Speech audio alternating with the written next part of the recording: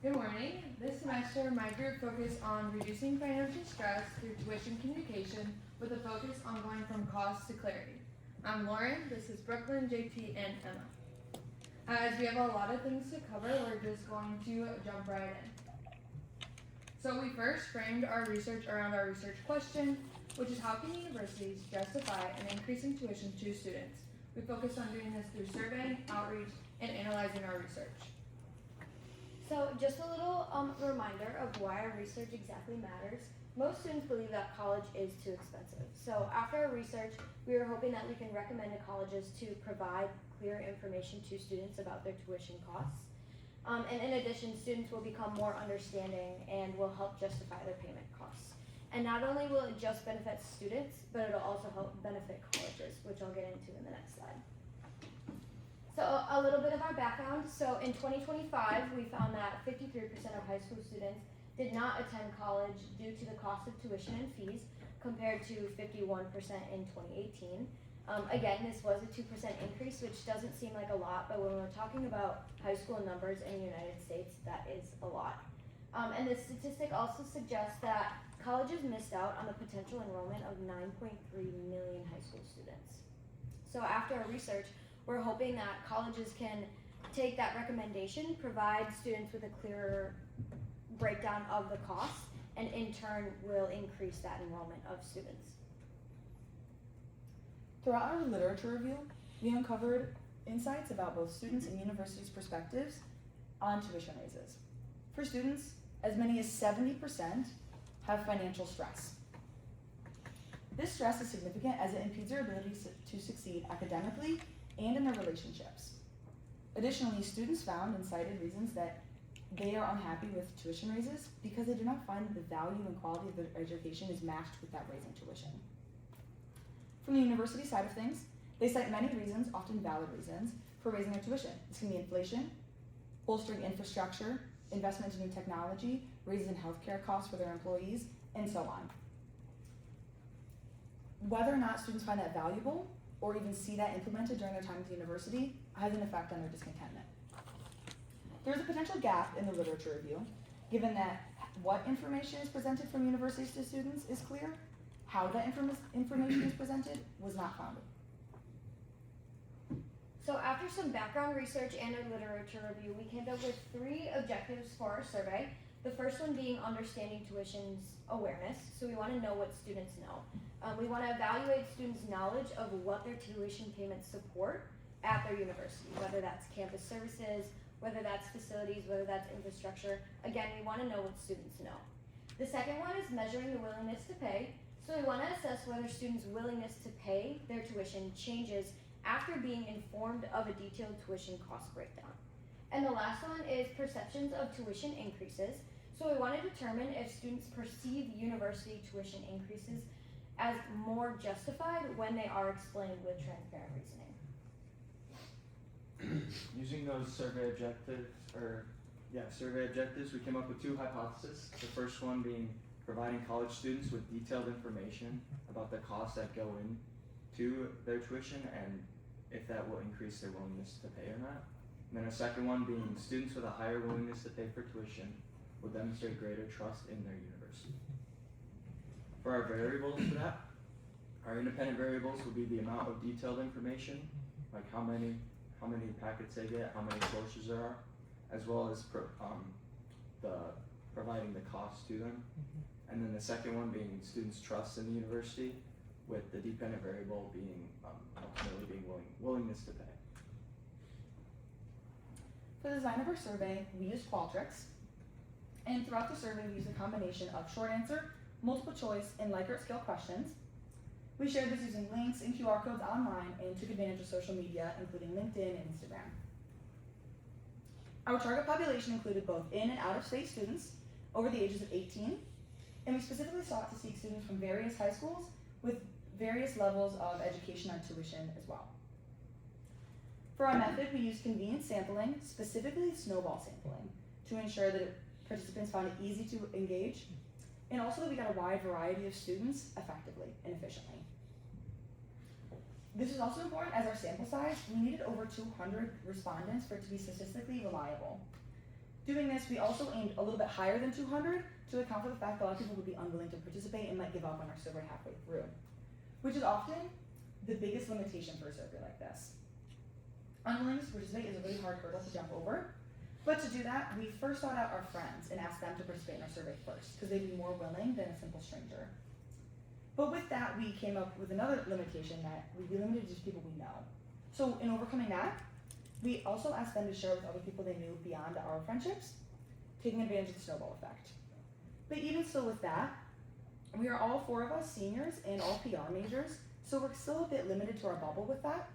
So to further amplify our reach, we wanted to make sure we sought out a younger audience and people beyond our scope, so we utilized professors to do so. As it turned out, we were successful in getting over 200 respondents. 291 people began our survey, but only 221 people completed it in full. So this showed there clearly was an unwillingness to participate, but we were able to account for that. Our professors allowed us to reach a broader audience, and we had a bit of variance. As many as 38% of them were seniors, so it did take up the majority. Every other group was smaller than that, but it wasn't an overwhelming majority. We still had participants in every age group. And we also encouraged honesty by ensuring anonymity in the survey, which helped increase truthfulness. To focus on our effective outreach to get to our 291 responses, we found that faculty support was the leading effective outreach, as we were able to go to 5 different classes, stand in front of the class, and present our idea with the QR code. The survey took about 3 to 5 minutes, which was we were able to take their full attention and be able to answer any questions they had there right on the spot. Social media was the second, with sharing it on our social media, Instagram and LinkedIn, and snowball sampling to reach people that maybe missed our social media posts or our Instagram stories for that day. For descriptive analysis, to understand our target, we found the student status was 38.4% of seniors, 27.7% of juniors, and 33.9% being other, with freshmen, sophomores, and graduate students. Our enrollment status matches this with 95.5% of full-time students, and a working status of 64.3% part-time working and 14.3% full-time workers. With our age range being from 18 to 27, we found a mean of 20.67, which is about a sophomore to junior status. So furthermore, in our descriptive analysis, we found that the primary source of tuition for our participants, 33% of them were using scholarships or financial aid, 28% were using family support, and 20.5% relied on student loans. For the annual tuition range of what students were paying, 36% were paying $10,000 to $19,000, 30% were paying $20,000 to $29,000, 14% were paying less than $10,000, and 18.3% were paying more than $30,000 a year. Other survey key findings that we found that were relatable to understanding our hypothesis and our overall results are that students value affordability, location, and financial aid when they're searching for a college, which feeds into that 87% feel of negativity towards tuition increases, as affordability being the #1 reason people choose college. So we wanted to remain affordable all 4 years. They feel that this is a negative feeling towards the financial strain, the lack of perceived value that they're getting, and the equity and access to issues that the university is giving them. Conditions for accepting a tuition increase that does happen each year is that they want to see a direct student benefit, and this would drive an increase in their support. With also providing a 1-year notice before tuition changes with a detailed breakdown so they can better understand what is going on. The trust in the university is also at an all-time low, as nearly 100 reports of our 221 was little to no trust in the university. So the method of data we decided to use for our survey was indeed regression. We chose regression because it helped us to understand the relationship between independent and dependent variables. So our independent variable being whether or not colleges relay that information, and the dependent variable being students' willingness to pay. It also helped us analyze possible alternative independent variables from other questions we asked, which is what Emma will go into more on the next step. So, the results of our hypothesis were clear. Our first hypothesis, that detailed information would increase willingness to pay, proved out to be inconclusive and not supported by the research we found. In fact, there's actually a slight negative association between the two, which is the complete opposite of our hypothesis. But it was so slight, it was statistically insignificant and didn't actually imply that. Moving into our second hypothesis, we thought that more trust in the university would increase willingness to pay. And that was indeed found to have a positive correlation, supporting that the more trust you have in your university, the more willing you're going to be to pay more for a tuition raise.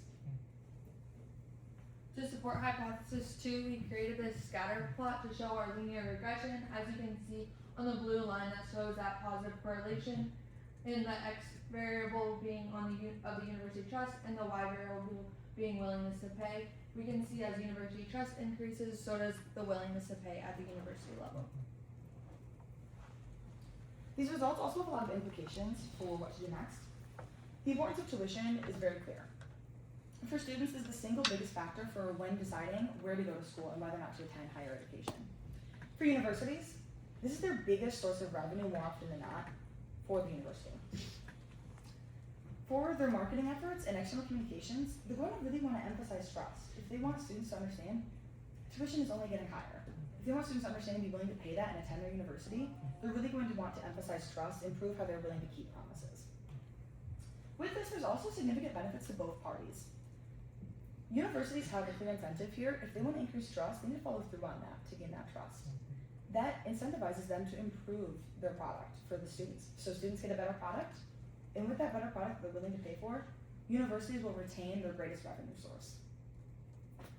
Beyond this, especially since our first hypothesis was not found to be supported by research, we really opened the door to a lot of further exploration.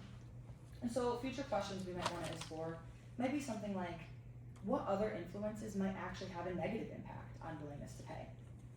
Or, what might be done, what might students look for when they are finding resources about tuition? Something like that would be worth exploring. For the practical applications of this, we want to build trust, and we want universities to build trust and communicate their values, as willingness to pay is strongly linked to trust. We also recommend that you highlight successful improvements within your school, your top programs, as well as the student services, and you could consider using alumni voices to help promote those improvements. The second application would be to offer financial support options, as 64% of our survey indicated students work part-time, and then a majority, 33.5%, say they rely on scholarships or financial aid to help them get through school. So increasing access to those scholarships and aid, as well as flexible payment options, can really help you build trust within that broad community. As well as the third application, which will be students valued the direct benefits and transparency that they value the direct benefits that they're paying for, as well as the transparency as it's described to them. Although our first hypothesis was wrong, students in our survey indicated that, indicated an expectation for that transparency, indicating a need for more research down the road, like Emma was saying. Our key takeaways were affordability matters. Students we surveyed said their main concerns were financial strain, perceived value, and access to their education. And 87% said that there would be a negative reaction to tuition changes, really showing that affordability is one of the main factors. The second takeaway would be transparency isn't always enough. We've seen that if they're provided with a detailed cost breakdown, the student's individual willingness to pay wouldn't change based on that one factor. There's many factors that go into it. The third one would be communication is key, and how the university communicates tuition changes shapes the student's acceptance of the price. And then the fourth one would be trust drives the willingness to pay, as we have proven that higher trust statistically significantly increases students' willingness to pay for higher tuition. Thank you.